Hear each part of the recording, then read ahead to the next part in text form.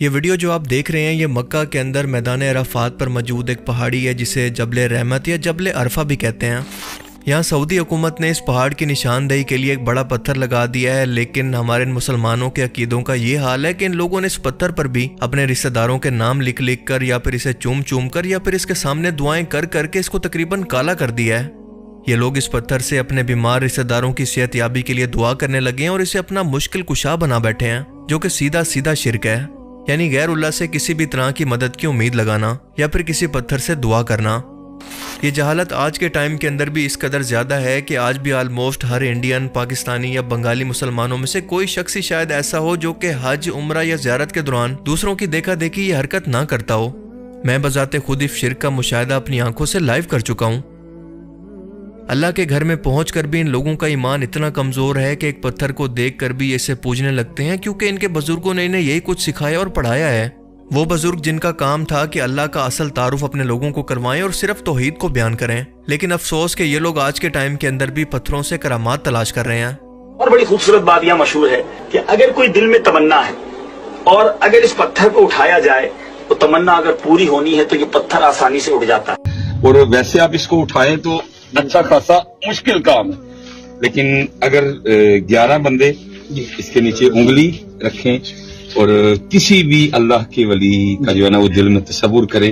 تو یہ اٹھ جاتا ہے۔ ویڈیو میں دیکھا جا سکتا ہے کہ ایک مواحد شخص بار بار ان لوگوں کو منع کر رہا ہے کہ اللہ کے بندو ایسا مت کرو، یہ شرک ہے، اللہ تعالیٰ اس کی اجازت بالکل نہیں دیتا، پر کوئی بھی شخص اس کی بات پر کوئی توجہ نہیں دیتا۔ جیسا کہ آج ہمارا اسلامی معاشرہ تقریباً ہو چکا ہے کہ کوئی بھی شخص اگر حق کی بات کرے تو لوگ اسے سننا تک برداشت نہیں کرتے، اس پر غور و فکر کرنا تو دور کی بات، سوائے اللہ جسے ہدایت دینا چاہے۔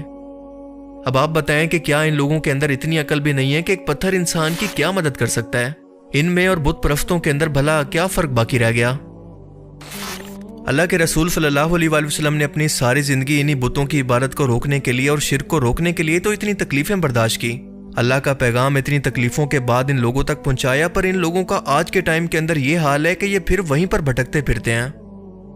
رسول اللہ صلی اللہ علیہ وآلہ وسلم نے حضرت معاذ بن جبل کو وصیت کی تھی کہ اے معاذ، اللہ کے ساتھ شرک کبھی نہ کرنا، چاہے تمہارے ٹکڑے ٹکڑے کیوں نہ کر دیے جائیں، کیونکہ اللہ شرک کو کبھی معاف نہیں کرے گا اور جس گناہ کو چاہے گا اپنی رحمت سے معاف فرما دے گا۔ سب سے مقدس پتھر یعنی حجر اسود کے بارے میں بھی جس کی تعظیم کا حکم ہے، اللہ کے رسول بھی اسے ایک پتھر سے زیادہ کوئی اہمیت نہیں دیتے تھے۔ حضرت عمر رضی اللہ تعالیٰ عنہ کا قول ہے کہ اے حجر اسود، تو صرف ایک پتھر ہے، نہ تو میرے کسی نفع کا مالک ہے اور نہ کسی نقصان کا، میں تیری تعظیم صرف اس لیے کرتا ہوں کیونکہ میں نے اللہ کے رسول کو ایسا کرتے ہوئے دیکھا، اس سے زیادہ تیری کوئی اہمیت نہیں۔ جبل رحمت یا جبل عرفہ پر یہ بڑا پتھر یا پھر پلر نشانی کے طور پر لگانے کے پیچھے دراصل اس پورے میدان عرفات کی اہمیت اور تاریخ ہے۔ عرفہ عربی زبان کے اندر اونچی یا نمایاں جگہوں کو کہتے ہیں اور اسی لیے اس پہاڑی کا نام بھی یہی پڑ گیا۔ اس کا ڈائی میٹر تقریباً 100 میٹر ہے اور یہ تقریباً 60 میٹر اونچی ہے۔ یہ ہلکے سبزی مائل چھوٹے بڑے پتھروں اور بھربری مٹی سے بنی ہے۔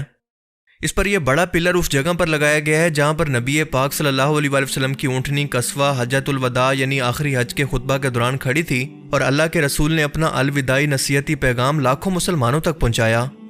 اور اسی دن آپ صلی اللہ علیہ وآلہ وسلم پر یہ قرآنی آیات نازل ہوئی تھی جس کے اندر فرمایا گیا تھا کہ تمہارے لیے دین کو مکمل کر دیا گیا، تم پر اپنا انعام تمام کر دیا گیا اور تمہارے لیے دین اسلام کو پسند کیا گیا۔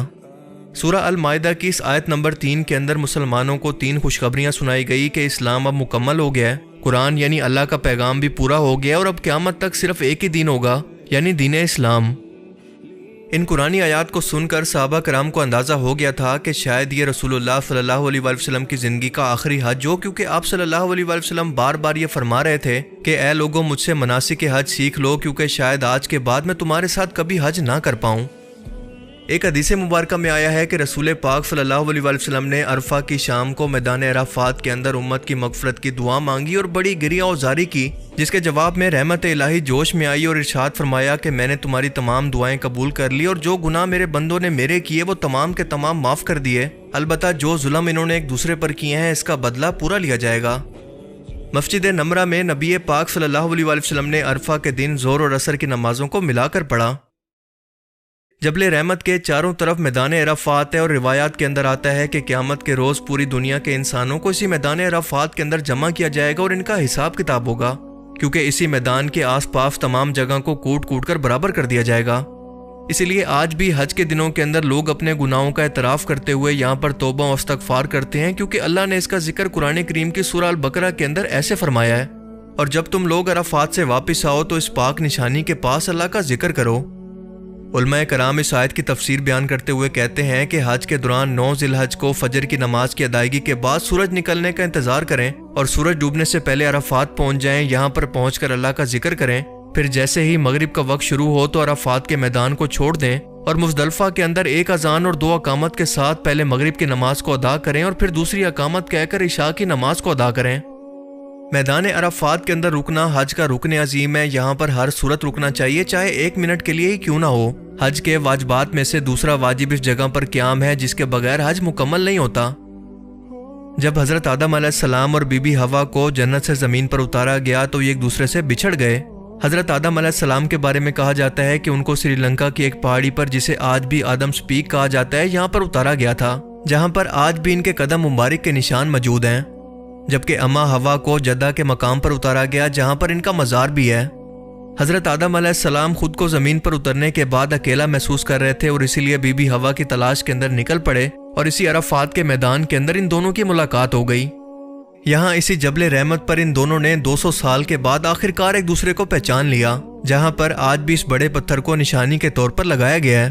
اسی جگہ پر ہی حضرت ابراہیم علیہ السلام کو حضرت جبرائیل علیہ السلام نے حج کا طریقہ سکھایا تھا، اور انہی سب اہم ریزنز کی وجہ سے اس جگہ کی نشاندہی ضروری تھی، اور اسی مقصد کے لیے یہ پلر لگایا گیا تھا، جسے ان لوگوں نے پوجنا شروع کر دیا ہے، یہاں پر کھڑے ہو کر باقاعدہ اس سے دعائیں مانگ رہے ہیں۔ ہو سکتا ہے کہ شاید یہ لوگ اسے کوئی پرانی عمارت سمجھ رہے ہوں جس کی نسبت رسول اللہ صلی اللہ علیہ وسلم کے ساتھ ہو، اس لیے سعودی حکومت کو چاہیے کہ اس کی جگہ پر کوئی ماڈرن ڈیزائن کے پلر نشانی کے طور پر لگا دیں، تاکہ ایسے لوگوں کی غلط فہمی کو دور کیا جا سکے، یا یہاں پر صرف ایک انفارمیشن سائن بورڈ ہی موجود ہو جس پر اس پہاڑ کے متعلق اور میدان عرفات کی مکمل تاریخ موجود ہو، تاکہ اس طرح کی غلط فہمیوں کو دور کر کے یہاں پر تمام مشرکانہ حرکتوں کو ختم کیا جا سکے۔ اللہ تعالیٰ سے دعا ہے کہ وہ ایسے لوگوں کو ہدایت دے اور ان لوگوں کو علم دین سیکھنے کی توفیق عطا فرمائے۔ اللہ تعالیٰ ہمیں سمجھنے کی اور نیک عمل کرنے کی توفیق عطا فرمائے، آمین۔ یہ مقام زیارت کے لیے کہ زیارت کی جائے، اور لوگ پتہ نہیں یہاں پہ کیا کیا کچھ لکھتے رہتے ہیں، تو اس کی بھی کوئی سند نہیں ہے۔ یہاں پہ جو کچھ لکھا جاتا ہے انگلیوں سے اور یہ سیاہی سے، تو پتہ نہیں لوگ کس نیت سے لکھتے ہیں، اس کا کوئی حوالہ نہیں ہے، اور ہمیں تو وہی کرنا چاہیے جو ہمارے نبی نے ہمیں بتایا ہے۔